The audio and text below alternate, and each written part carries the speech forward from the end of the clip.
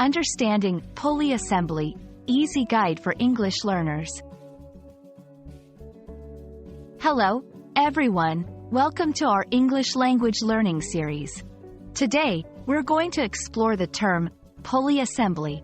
Whether you're a student, an engineer, or just curious about mechanical terms, this video will help you understand what a pulley assembly is and how it's used in everyday language.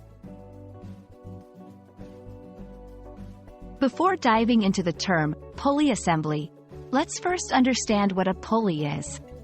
A pulley is a simple machine used to lift heavy objects. It consists of a wheel with a grooved rim and a rope or cable that runs along the groove. The primary purpose of a pulley is to change the direction of force applied, making it easier to move or lift a load. Now, let's talk about the word assembly. In a mechanical context, an assembly refers to a group of parts put together to form a more complex machine. So, when we say pulley assembly, we're referring to a set of pulleys combined together, often with other components like shafts and bearings, to form a functional unit. Pulley assemblies are used in various applications.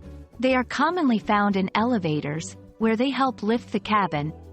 They are also used in cranes for construction purposes and in theaters to move curtains. Understanding where and how pulley assemblies are used helps in grasping the practical significance of the term. Understanding terms like pulley assembly is not just about learning technical vocabulary. It's also about enhancing your English language skills in a specialized field. Knowing such terms can be especially useful if you are interested in engineering, physics, or even general science. We hope this video has been informative and has helped you understand what a pulley assembly is. Remember, learning English can be fun, especially when you explore terms related to your field of interest. Stay curious and keep learning. See you in our next video.